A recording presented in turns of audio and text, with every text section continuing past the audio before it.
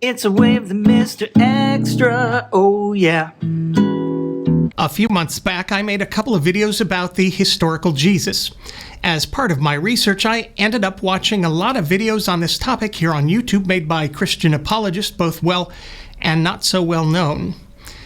And although I should just no longer be surprised at this point, I was kind of shocked by the complete lack of intellectual honesty. I've already made one video in this vein where I talked about Christians who speak of the supposed facts of the resurrection, of which there are absolutely none. The so-called facts to which they refer are nothing but someone's say, lacking even the claim to a single first-hand account of the events described in the Gospels. On that subject, the following needs to be said over and over and over again. Of all the possible explanations offered to explain these so-called facts or events, none is less likely by definition than an explanation requiring magic.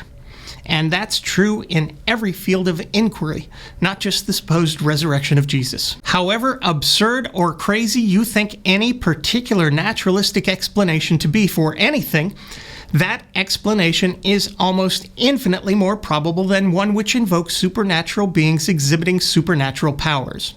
The reason is simple.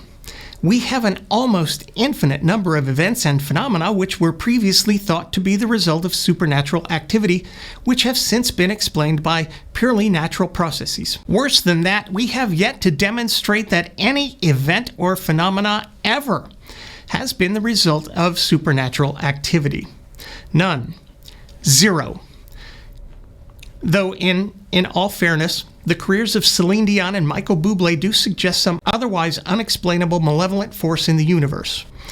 And trust me, I am on that like white on a Trump rally. Was Mary inseminated by the God of the universe with his younger, better-looking, more popular self?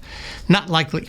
In fact, it's far more likely that Mary was taken up in some alien craft, inseminated with some hybrid human-alien baby, and led to believe that the child was of divine origin by E.T. or Starman. The resurrection could then be explained by the fact that such beings are able to appear dead to otherwise unsuspecting humans, with the ascension being nothing but a technological feat which even modern humans would be at a loss to explain. I'll refer you to Scotty and the gang in engineering. The reason this explanation is more probable is because it doesn't require anything beyond the known realm of the natural world. Even though we have no proof of alien life, we know it's possible because we exist. If life evolved here, there is the possibility, maybe even the probability, that life evolved elsewhere. The explanation requires no violation of the known or possible laws of our universe, which we know exists. Of course, the most logical explanation, given that the Christ story is nothing but hearsay, is that the entire narrative presented in the Gospels is simply made up, perhaps based on some actual person whose legend and teachings continued to be embellished for generations by an ignorant people who would likely have enjoyed the music of Michael Bublé and Celine Dion. And those are people you cannot trust them. Once again, I'm me. Thanks for watching.